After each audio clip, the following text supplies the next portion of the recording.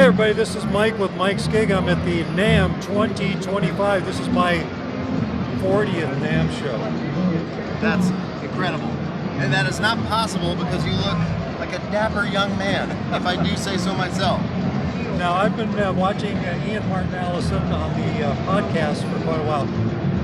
Great bass player, great bass information. If you want to learn how to play bass, how to plug in your bass, how to tune your bass, whatever, Yeah, right. That's the podcast to watch. I have a few questions questions that I haven't heard answers to. I'm ready. When did you start playing bass? When did I start? I started at 13.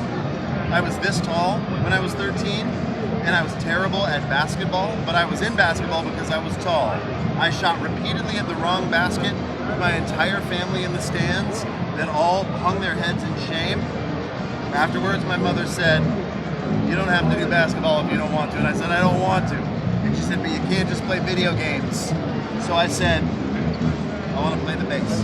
Cool. And what were your, when you were 13, what year was that? When I was 13, that would have been like seventh grade. So I was in the 7th grade. What year was it? Oh gosh. That would have been like 91, 92. And who were at that time, what were your big influences? I got really into Rush, so Geddy Lee, all the bass heroes of the 90s, so Geddy, Les Claypool, Flea, Victor Wooten. I got really into session players too, like Tony Levin, Guy Pratt. I'm trying to think, like Steve, in jazz, Steve Swallow, I really loved his playing. And I was getting Bass Player magazine and reading all the bass players of the day, even the metal guys, John Myung, Billy Sheehan. I know I'm forgetting some.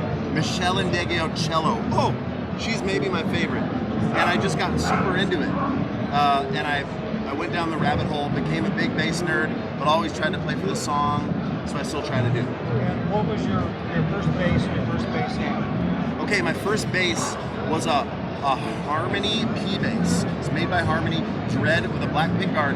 And my first amp was, ready? My teacher said, you don't get an amp for a month. And in fact, what you need to do is when you play the bass, you need to hold the bass to your ear and hear the resonance of the wood for a month before you're allowed an amplifier. Wow, cool. And then I got a PV Minx. Cool. PV Minx, that was my first amp. All right, cool. And we're here at you can't really read it in the background, you can see the E. We're at the Labella booth at the NAMM show. What Labella strings do you like? So I've played a bunch of Labella strings over the years. I really love Labellas, especially their old school flats, but I have a signature string with them now, super polished, which is in between a flat and a round. They take a stainless steel round wound and they run it through polishers, not grinders. It's a very important distinction. And what it does is it smooths out the string and it makes it not feel rough. Like ground wounds, because they're ground, can feel very rough. Right. These feel smooth, somewhere in between a round and a flat, but so they have beautiful fundamental, like dead center tone. Sure? Oh yeah, that is smooth. Cool, right? But then they also slap, and you can get some definition out of them as well. Is that a new string for them? Yes. I'm gonna have to give that a try. I hope you do. And besides Scott's bass lessons, you're also playing. You're on the road with an act. I can't remember the name. Yeah, so I've been Eric Hutchinson's musical director. Had the gig for 10 years. Been his MD for 5. I'm out with Dessa, an incredible rapper, MC, singer from Minneapolis. Jeremy Messer-Smith, and also my trio called the Orange Goodness. I'm going to be going in and making a record of my own this year, and I think I might be doing a tour coming up with Ben Rector as well this year. Wow. So a lot of music. You are busy. I'm busy. A lot of music, a lot of content with SBL as well, so I work for SBL. They're really nice. Let me go out and do crazy musical stuff because they think it benefits them when I'm inspired and when I'm out actually doing it, not just making content about it. Right. So really thrilled. And what's your favorite bass and bass amp? My favorite bass is my Mike Lull. My Mike Lull IMA4. I love this instrument. I've been touring with it. It is a jazz bass platform, but it has Gibson, well, they're not Gibson, they're Lull pickups, but they're Thunderbird pickups. This is incredible. We do it in batches. We've done 5 batches so far, and I've amazed to say everyone is sold out immediately. I don't know if you can see on the film here, but what is closer to the lens? You can't really see this when you watch the podcast. You can't see how heavily Yeah. this is. I mean, Yeah, really, the aging is incredible. Yeah. The neck is amazing as well. It's so beautiful. Hard to see it. Oh, there we go. I found the light, dude. Look at that. I found the light. right. All right. Yeah. Reverse headstock because I like a little bit of rock and roll. Yeah, man. Did you ever meet Mike Lull?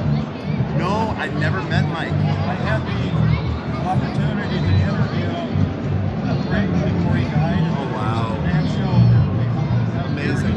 Yeah. So I'll put the link at the end of this so you can link to that little interview I did with Mike Lull. Amazing. So your current amp is? I don't really have one. I don't use an amp very often. I'm happy to, I've been using Aguilar. I have a Noble head that I really like. I've used a Sadowski head and days. Jad Freer makes really beautiful stuff, but I'm not with anybody. I like to show up to the gig. I mean, old Ampeg SVT, whatever's at the gig, I'm happy. I care more about my front end, so I have a pedal board. I use typically like a Noble DI and HX Stomp with a lot of presets that I've made. And that's something that I do is I make presets.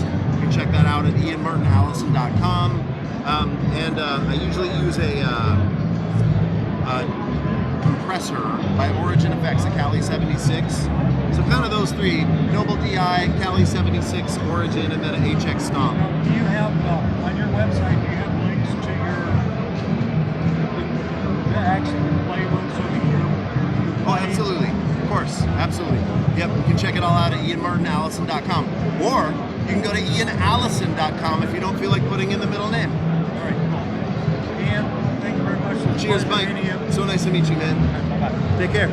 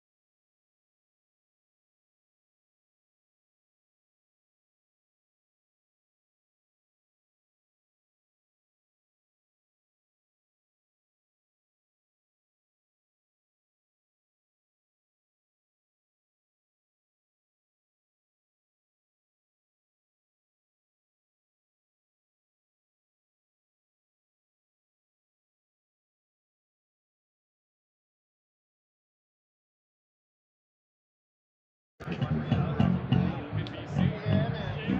man.